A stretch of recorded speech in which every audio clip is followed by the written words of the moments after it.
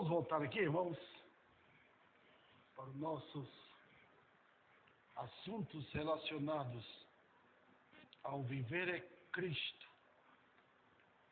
E eu quero tratar agora sobre as implicações eternas sobre isto. E eu estou tratando isso, irmãos, porque quando lidamos com as Escrituras, nós vamos perceber que a Bíblia trata de coisas que duram para sempre. Aquelas coisas que passam, que são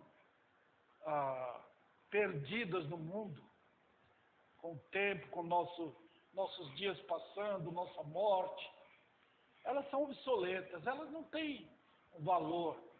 Tem alguns valores, sim. Mas a Bíblia lida com coisas eternas. Quem tem um filho tem a vida. E a vida que há no filho é chamada vida eterna. Então os irmãos podem perceber quando nós estamos lidando com coisas que perduram sempre. Então, vamos fazer esse paralelo aqui. Primeiro, nossas atitudes na carne serão sempre contrárias ao padrão que Deus tem. Os irmãos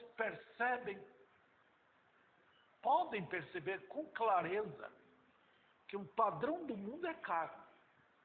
A natureza humana é carnal. Então o que vocês veem aí fora, olha os homens, o interesse deles por comida, por festa, por passeio, por suas paixões em todos os aspectos, na música, no futebol, em tudo o que é esporte. Até a religião do mundo é passageiro isso. Nós estamos lidando com essas coisas aqui. Olhando do ponto de vista natural, elas não são erradas. Não são. Eu vou no supermercado, faço compra. Por quê? Temos que alimentar. Não é errado. Não é errado estar ao lado dos filhos, netos, pais. Tem nada a ver. Nós precisamos saber que a Bíblia não está contra isso. Ela está apenas mostrando que a vida que é em Cristo supera isso. Ela está acima dessas coisas. Mas se nós quisermos viver pela carne, ignorar as coisas eternas, aí nós seremos sempre contrários aos padrões de Deus exalados na palavra de Deus. Qual a razão que fazemos isto? Por que fazemos isso? Porque, por natureza, irmãos, nós admiramos o mundo. Nós gostamos do mundo. E queremos seguir o seu padrão. O mundo nunca é igual ao período que você está. O mundo sempre é mutável. Nós temos hoje um estilo de vida bem confortável. Todo mundo tem carro. É fácil eu ir daqui na Bahia visitar meus parentes. Põe combustível, vamos lá para o carro, vamos viajar. Vamos descer para a Praia Santista. Vamos para outro lugar, até para o mundo. Hoje é fácil você viajar para a Europa, outros lugares do mundo. Visitar, conhecer. O mundo ficou pequeno, irmãos, para a gente conhecer. Ficou pequeno. E nós gostamos disso. Mas houve gerações passadas que não era assim, irmãos. Tem períodos no mundo de doenças terríveis. A Europa foi visitada por períodos de mortes terríveis. Milhares de pessoas foram dizimadas. Houve muitas perseguições. Houve períodos de pobrezas extremas. Houve períodos, irmãos, de matança de milhares de pessoas. Períodos de guerra. O mundo é sempre mutável. Nós estamos nesse período político agora, tá? Que o governo atual, pela graça de Deus, está querendo arrumar a casa, está querendo tirar aqueles elementos que roubaram o país. Tá? Mas isso passa também. Chega um momento que esses políticos morrem. E o mundo é sempre assim. Tá? Eu estou expondo isso para os irmãos. Por quê? Porque nós temos a tendência de admirar o mundo tanto que nós esquecemos das coisas eternas. E nós somos o povo do céu. Nós somos um povo que irá habitar a eternidade. Nós deixaremos este mundo para habitar com Cristo. Em Filipenses é dito que nossa pátria está no céu. Ah, eu sou brasileiro aqui? Sim, enquanto eu viver. Mas a minha pátria eterna é no céu. Assim que eu morrer, desligarei-me completamente desta vida. Todos os relacionamentos vão embora. Ah? Quando meu pai e minha mãe morreram, acabou esse relacionamento para sempre. Não terei mais. Quando meus irmãos morreram, acabou esse relacionamento para sempre. Não terei mais. Então nós temos essa tendência natural de querer envolver com isso aqui, achando que isso aqui nunca acaba. Acaba-se. Nós somos o povo que tem vida eterna. E esta vida está além desta vida aqui. A morte, irmãos, é apenas o começo de uma eternidade. E a eternidade não tem fim. Tá? Então vamos lá, queridos irmãos. Um outro detalhe que eu quero trazer para a igreja é que o pecado nos modelou ao rebaixamento. Eu quero lembrar isso à igreja, porque quanto mais o homem vive no pecado, ao invés de subir, ele desce. Lembra bem disso? Quanto mais o pecado domina, pior é.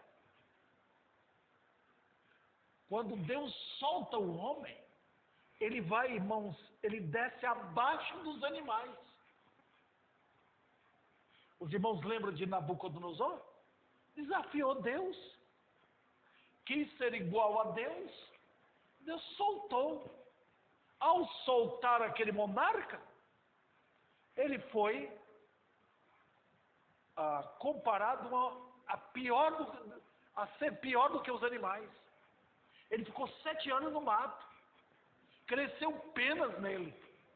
As unhas dele cresceram. Está vendo? Solta o homem e ele se torna pior do que os animais. Os irmãos lembram da criação? Nós fomos feitos na criação para ser sacerdote. E temos os animais sob o nosso controle. E agora os animais controlando os homens? Tem que ver isso, irmão. Hoje é mais fácil cuidar de um cachorro do que cuidar dos filhos. Está vendo?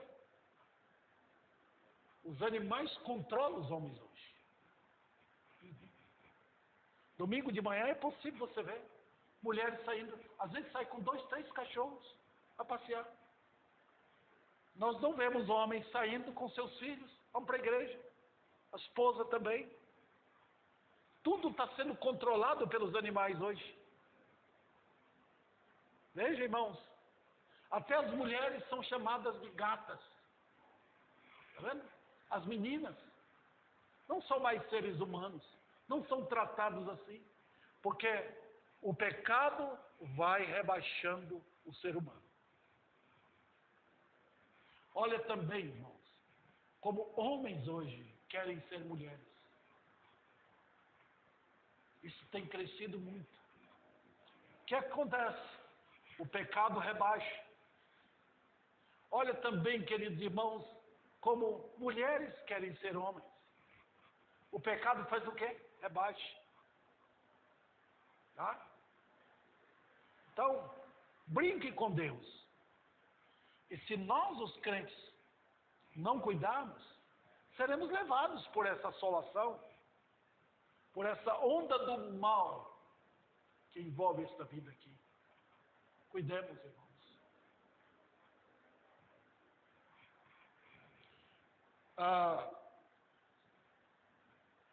Nós pensamos, irmãos, que estamos subindo. Os homens de hoje pensam que estão lá em cima. Estão lá embaixo. A liberdade verdadeira não é quando eu desço. Para descer, como diz o ditado, todo santo ajuda. A verdadeira liberdade consiste em subir. Eu só tenho liberdade quando eu subo. Quando eu tenho asas para subir. Essa é a verdadeira liberdade. Quando eu desço, não. Assim. Está vendo a realidade? Então, irmãos, o viver é Cristo implica no fato de que eu tenho vida. E que esta vida é superior à vida da minha família, a vida em termos de comida, a vida em termos de educação, a vida em termos de conforto, a vida em termos de corpo físico, de beleza, essa beleza que nós queremos ter, né? Esta aparência nossa, a vida que é em Cristo supera tudo isso. Os irmãos percebem que no pecado o homem é empurrado para essas coisas. Ele gasta dinheiro com beleza. Eu vejo as mulheres hoje, as moças até se matando por causa de beleza física. Querida igreja, nós temos o viver que há no Filho.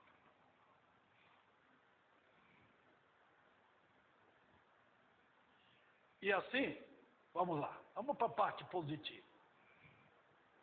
O viver em Cristo é vida eterna. Então, enquanto o pecado veio desfazer o verdadeiro significado de ser homem e mulher, eis que a vida que há no Filho veio nos levar ao conceito do que significa ser homem ou mulher. Está vendo aqui? Cristo não veio desarmar a humanidade. Ele não veio rebaixar a humanidade. Ele veio colocar a humanidade no lugar certo. Ele é homem. Homem perfeito. Então nele nós alcançamos perfeição da humanidade. Cristo veio fazer do Jessé um verdadeiro homem. Mas veio fazer da Rosa uma verdadeira mulher. Ele não veio rebaixar. Está vendo? O pecado é que rebaixa.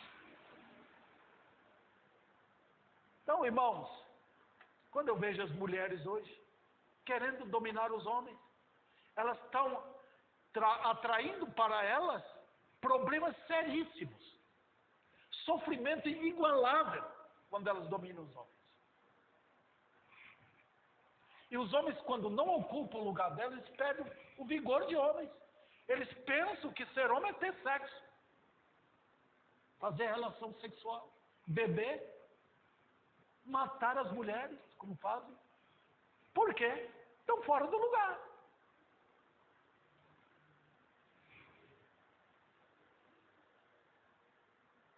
A perfeição disso só será alcançada na ressurreição. Lá no céu, homem é homem perfeito, mulher é mulher perfeita em Cristo. Acabou aquilo que era terrível aqui. Lá no céu tudo será perfeito. Mas aqui eu estou lutando para desenvolver, crescer nas minhas sagradas funções que me foram conferidas.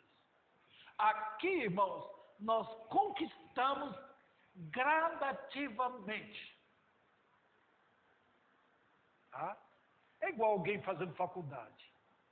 Você vai alcançar o diploma? Vou. Mas eu tenho que lutar, estudar as matérias, enfrentar os testes, os exercícios difíceis, os trabalhos que são dados na faculdade, até chegar lá. É assim a vida cristã também. Então, vamos lá. Nosso alvo deve ser a vida que há no Filho, não a vida que há em Adão. Está vendo aqui? Eu espero que a igreja esteja entendendo.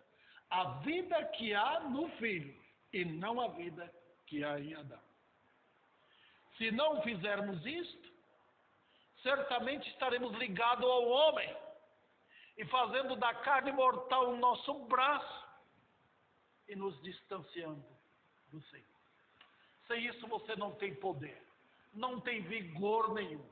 Você é levado pelas amizades, levado pelo orgulho próprio, levado pelos parentes, levado pelos amigos, levados pelos vícios, levados pelo entendimento errado do que é alegria.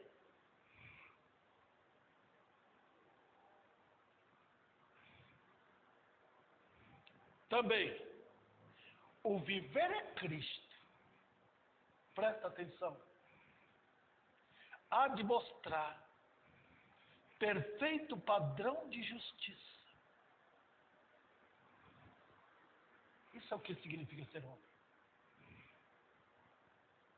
E foi isso que Paulo deu a entender. Padrão de justiça. Eu sempre tenho dito que é santidade. É justiça na prática. Eu não ficar devendo nada a ninguém, nem a Deus. É meu dever amar minha esposa. Custe o que custar, é pela fé que eu tenho que conquistar isso. Não é pelo sentimento, é o domínio da fé. É um dever, é justiça uma mulher respeitar o marido. É dever, é justiça amar nosso próximo. Há um padrão de justiça que Deus requer. Significa, quando eu tenho esse ideal, é que eu fui alcançado pela justiça de Cristo. A perfeita justiça de Cristo habita em mim. Então eu fui tirado da injustiça para a justiça. Antes eu roubava, mentia, desrespeitava, brincava com meu próximo, usava meu corpo para fazer o mal para os outros. E os outros faziam mal contra mim. É o toma lá da cá.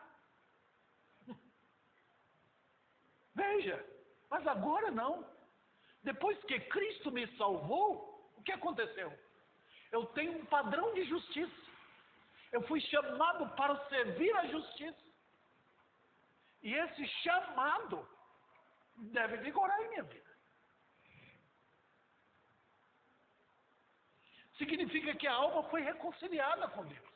Que está tudo certo agora. Que Deus me vê em Jesus. Ele não vê mais a Rose como via antes no pecado. Ela é vista em Cristo. Que a alma foi purificada, perdoada de todos os seus pecados. Que não há mais culpa na pessoa. Está vendo aqui? Então Deus espera esses nossos atos baseados no que nós somos. Então uma mulher que casa com um homem, espera depois que ela vai viver conforme ela é agora. Ela é esposa de um homem e ela tem que ter o caráter daquele homem ali junto com ela com ele, no cumprimento do seu dever. Se não houver, a alma fugirá de Deus. Está vendo aqui? A religião do mundo está sempre dizendo: nós vamos fazer sem Deus. Nós não queremos Bíblia. Nós queremos ter o nosso sistema de justiça próprio. Não dá certo. Não dá. Então, querida igreja, Que entendamos isso. Também, irmãos, nessa justiça significa que a alma se humilhou perante Deus. Humildade, irmãos. Se tem uma coisa que Deus requer de você, é humildade. Apresente assim perante Ele. Quanto mais vazio você for de si, mas tem lugar para a graça ocupar. Quando você pega uma vasilha para fazer café, ou fazer arroz, aquela vasilha tem que estar livre de qualquer coisa. Você vai pôr água, você vai pôr o arroz, ou vai pôr o feijão. Quando Deus quer o crente, Ele quer humilde. Humilde significa que eu estou livre de qualquer coisa minha, de qualquer orgulho próprio. Senão a graça não tem lugar para agir. A graça de Deus opera onde não há mais nada no homem. Onde o homem é vazio dele mesmo. Lembra que o Senhor fala com Paulo? É na fraqueza que ele tira força. Quanto mais a panela de pressão estiver vazia, é ali que eu posso colocar os ingredientes para fazer a comida. Quanto mais a alma está vazia, mais o poder da graça de Deus opera ali. Você lembra quando Eliseu chegou para aquela mulher? O que você tem? Foi Elias. Chegou para aquela viúva. Eu só tenho um pouquinho de azeite. Eu não tenho um pouquinho de farinha para fazer um pão, depois vou morrer. A seca era tremenda. O que Elias falou? Faça um pão para mim. Que não parecia egoísmo? Pode fazer. Ela fez. Quando foi olhar, a vasilha cheia de azeite e as outras cheias de farinha. Não vai faltar até que venha a chuva. Quanto mais vazio eu sou, melhor. Quanto mais humilde eu for, melhor. Perante Deus. Então chegue, irmão. Chegue perante o seu Deus. Fale para Ele. Está aqui, meu Deus, minha alma. Eu sou arrogante demais. Me livra disso. Dá-me graça de viver por Ti. Outro detalhe. É nessa justiça de Cristo que a alma se sente plenamente feliz e desfruta da paz.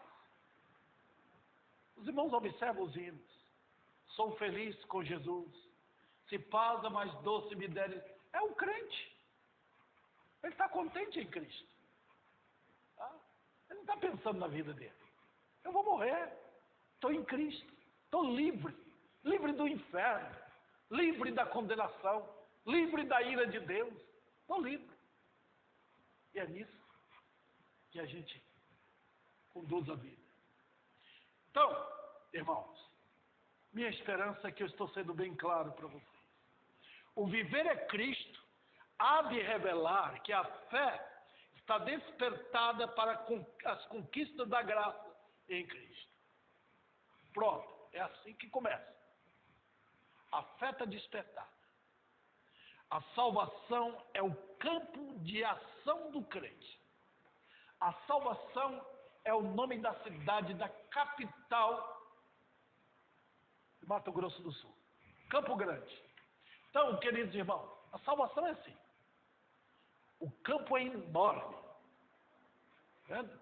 Eu sou salvo. Então, quando dentro desse terreno da salvação, você encontra meios, irmãos, para fazer tantas e maravilhosas coisas. Você tem que conquistar. Eu sempre ilustrei isso aqui. A salvação é Deus falando, está vendo? Tem tesouros ali, mas você tem que enfrentar. Tem cobras no caminho, tem leões perigosos, você vai ter que enfrentar para achar. O campo de ação da salvação é assim. E cada crente está nele. Você tem que conquistar. Para muitos, salvação é o seguinte: eu estou salvo, vou dormir, vou descansar, eu vou para o céu, não tem mais nada a fazer. Não é verdade.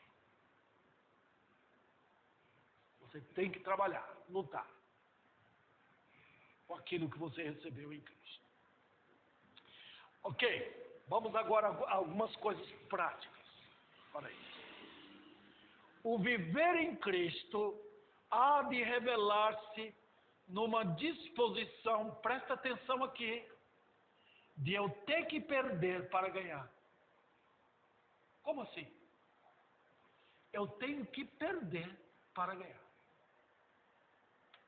Quando vocês saíram de casa, vocês perderam para ganhar.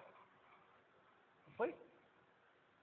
Perdeu a bênção de estar lá com a família, de ter amigos em casa, de ter parentes chegando, ou de dormir até 10 horas da manhã. Vocês perderam para ganhar. Porque ao chegar aqui, eu espero que eu tenha sido tão claro nas exposições, na preleção aqui, vocês estão ganhando. Pronto. É perda. Na vida cristã é perder para ganhar. O mundo é ganhar para perder. Está vendo a diferença? Vamos para as mulheres. Eu estou falando isso aqui, eu estou reiterando isso porque dizem que o dia hoje é o Dia Internacional das Mulheres. Mas deixa eu apresentar isso aqui. No viver das mulheres crentes, o papel da mulher, o segredo da humanidade é submissão a Cristo.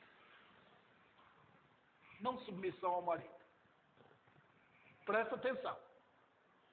O segredo da humanidade de uma mulher é submeter-se a Cristo. Porque se ela submete a Cristo, ela submete ao marido. Está vendo aqui? Então, você quer ser mulher mesmo? Foi Deus que fez você mulher. Foi Deus que fez Rose mulher. Foi Deus que fez Dona Rose mulher. Rosa. Todas as mulheres. O segredo dessa humanidade de ser mulher é a submissão que ela tem, ou elas têm, para Cristo. Porque se não houver isso, elas não vão poder fazer o trabalho delas, cumprir, como mulheres casadas, respeitando seus maridos. Está vendo aqui? O mundo, entretanto, quer destruí-la. Enquanto Deus quer mostrar que a mulher que vive por Cristo e para Cristo, ela é verdadeiramente mulher. Ela nunca perde a beleza. Vem uns anos e ela é mais destemida ainda. Eu conheci mulheres de valor que ficaram velhas e nunca perderam o vigor de mulher. Elas foram ampliando aquilo. Foi crescendo uma mulher interna, estupenda, coisa incrível. Se os irmãos olharem a história das mulheres desde a entrada do pecado, elas só foram perdendo. Está vendo? Só foram perdendo. Ao invés de ter um esposo, elas tiveram concorrentes à vontade de mulheres. Porque um homem tinha várias mulheres. Elas sofreram, porque elas eram tratadas com baixeza na história. Os irmãos lembram de Jacó?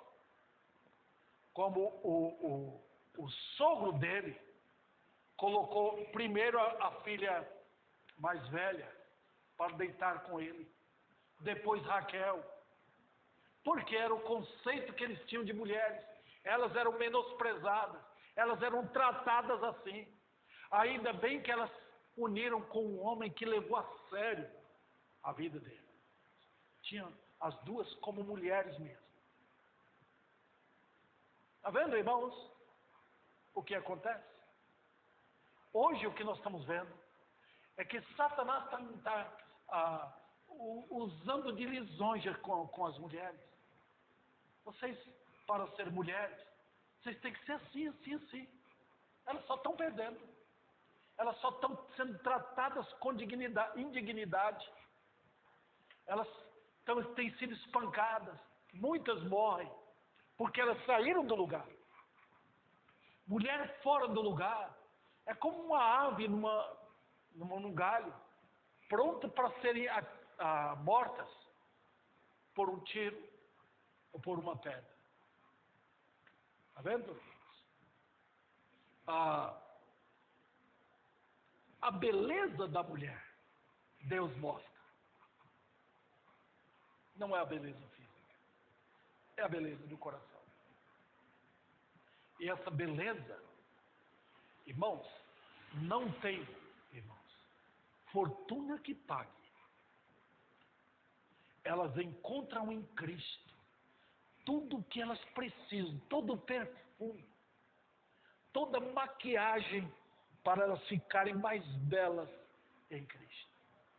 E o resultado é visto na virtuosidade que as mulheres passam a ter.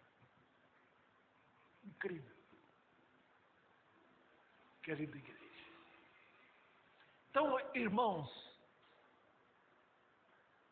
a Bíblia não condena você usar maquiagem. Você pode.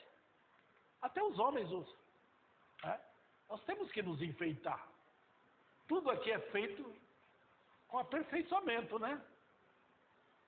Um carro só fica belo quando completo por fora. Se você tira aquela capa que protege o motor, fica feio o carro. A beleza, o adorno externo é importante. Mas Deus quer reiterar aqui que o verdadeiro adorno de uma mulher é o adorno interior. Nem todas elas nascem fisicamente belas. Está vendo? Nem todas. Mas esse verdadeiro valor transcende tudo, queridos irmãos. É o pecado que leva a mulher à desonra e à miséria. O seu lugar de mulher, onde Deus a colocou, há de elevá-la e não lançá-la no buraco, como o mundo faz. Os homens mundanos não respeitam as mulheres. Eles são feras no pecado. Eles são perversos no pecado. Para eles ser homem é ter relação sexual com as mulheres. Eles não respeitam nem as próprias esposas e filhas. Então sai do seu lugar e você verá que transtorno acontecerá em sua vida. A beleza dela será a manifestação de um coração forte e temente a Deus, que atrairá grande respeito do marido, dos filhos e de todos, conforme nós vemos em Provérbios 31. Vamos agora passar ao conceito de homem. Se nasceu em Cristo, se é o novo homem em Cristo, ele há de tornar supremo no conceito de Deus, de um homem segundo Cristo. O viver em Cristo nos coloca na posição de força, segundo a força de Cristo e não do homem em Adão. Em Adão o homem é colocado forte no vigor físico dele. Por isso que ele dá valor, até quando fica velho, à aparência. Mas a verdadeira força de um homem está no caráter dele. O verdadeiro poder de um homem é como ele pode respeitar as mulheres. Como eles podem tratá-las como dama. Está vendo aqui? A verdadeira força de um homem é vista no domínio que ele tem, domínio próprio. Como ele tem condições de guiar alguém. Ele dá segurança ao redor. Os irmãos lembram de Davi, com aqueles 400 homens que ele tinha perseguidos por Saul.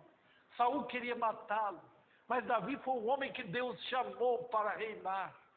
Ele foi perseguido assim. E onde ele estava, onde ele parava, ele protegia tudo. É assim um homem em Cristo. Ele protege o lar. Ele dá segurança aos jovens. Ele dá segurança aos adolescentes. Ele dá segurança às crianças. Até os animais sentem segurança. A igreja, ele dá segurança. Porque ele é homem em Cristo. A esposa sente-se mulher, protegida ao lado de um homem que é verdadeiramente homem.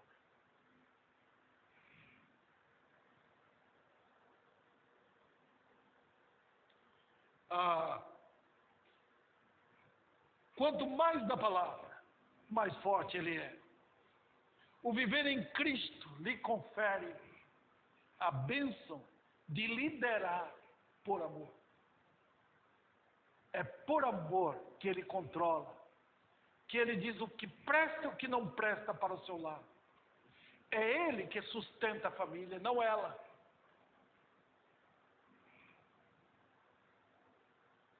O viver é Cristo, lhe faz lembrar que nada é dele, que ele é um servo, que trabalha aqui, tendo em vista levar os queridos ao temor do Senhor. A sociedade em Ribeirão Preto precisa de homens assim. Não de homens moles, não de homens com mãos baixas, perderam a espada, não de homens liderados por mulheres, mas homens que liderem suas famílias.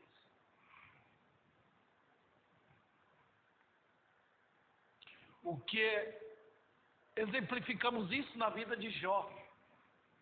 Havia nele, em Jó, o equilíbrio de coragem. Ele era um homem de bondade, de justiça e de uma força incrível no coração para lidar com as investidas do pecado. Você vê isso em Jó 31. Ele não era medroso, ele não tinha medo dos homens, ele tinha o temor de Deus. Ele levantava cedo para orar pelos filhos, ele sabia como conduzi-los, era um verdadeiro sacerdote em sua casa. Ali estava, irmãos, o modelo de um verdadeiro homem.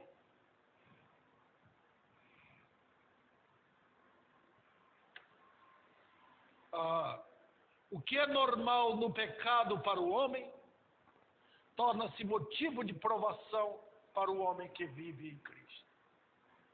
Mesmo Ló, um homem justo, vivendo em Sodoma e Gomorra, a Bíblia diz que ele sofria ao ver aquilo. Os homens de Deus hoje sofrem ao ver as maldades, ao ver as perversidades. Ele chora por causa disso. Ele chora por ver lares destruídos.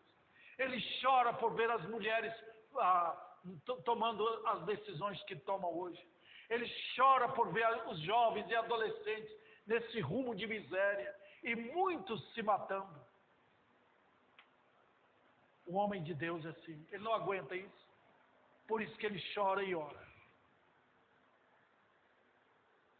O que tornou José forte foi o fato que a graça de Deus o provou e o capacitou para ser grande no Egito. Foi depois de lutas, de sofrimento, que Deus o tornou José capaz de liderar uma nação inteira. Nós precisamos de homens assim. Homens em Cristo. Esse é o viver em Cristo. E finalizo aqui, mostrando que nosso Senhor é o supremo modelo do que significa ser homem. Jesus é Deus, mas Ele é homem. Homem, Deus. Você quer ver um homem perfeito? Olhe Jesus. Perfeito. Nosso modelo é Ele.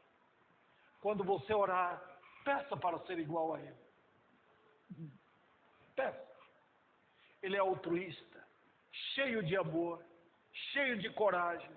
Jesus é assim em tudo. Não é Adão, é Jesus. O nosso modelo de homem. Você quer amar mais? Aprenda com Ele. Aprenda da graça dEle. Aprenda da cordialidade dEle, da compaixão dEle. Tudo dEle. Está em Jesus.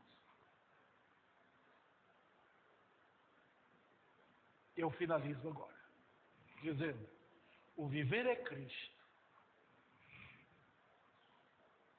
A miséria do homem sem esta vida que é Jesus.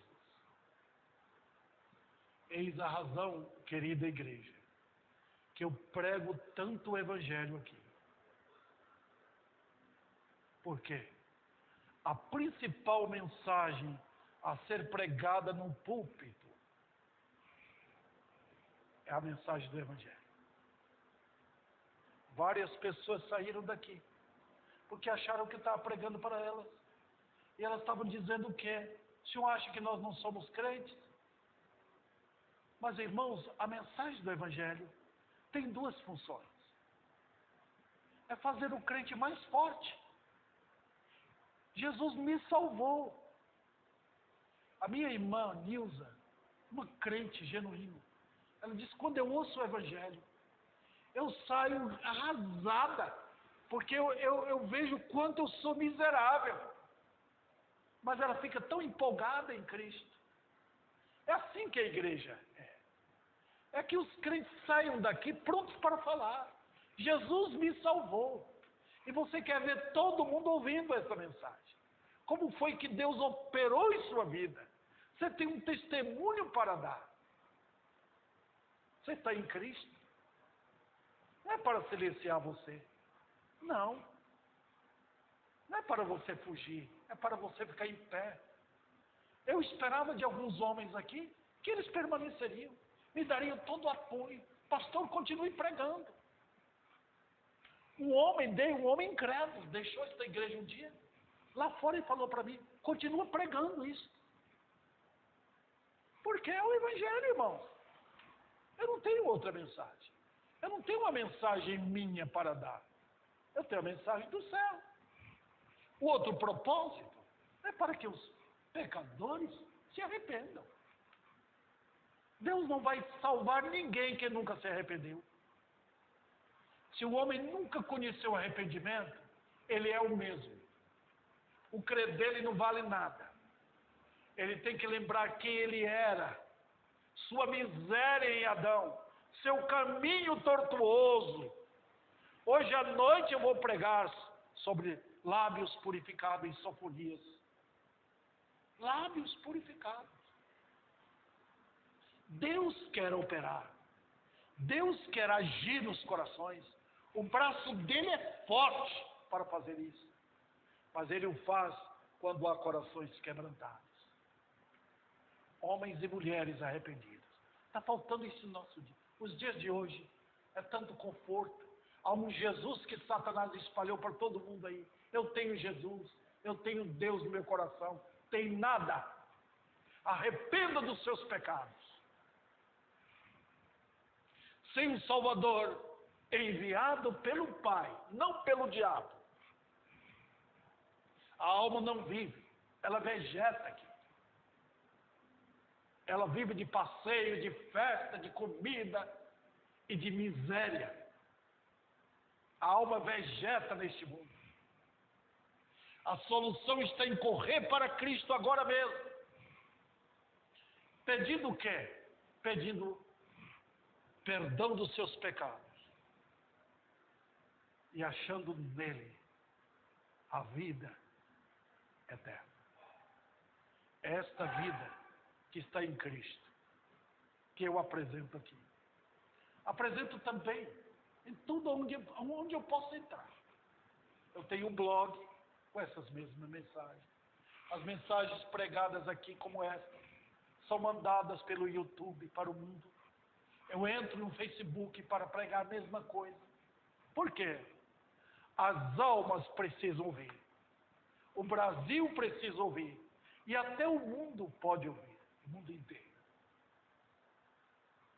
Glória ao Senhor por isso. Que privilégio para mim. Vamos passar lutas? Vamos. Vamos enfrentar horrores? Vamos. Mas não importa. O meu Senhor manda que a gente pregue essa verdade. O meu Senhor manda que vocês falem. Fale para os seus amigos. Fale para os seus colegas de trabalho. O que Jesus fez na sua vida. Não tenha medo. Eles estão indo para o inferno. Fale para eles. Conte o que Deus fez. E com esta liberdade, com esse santo entusiasmo, Deus pode conquistar pessoas para Cristo. Que o Senhor nos fortaleça para esse trabalho até o dia final.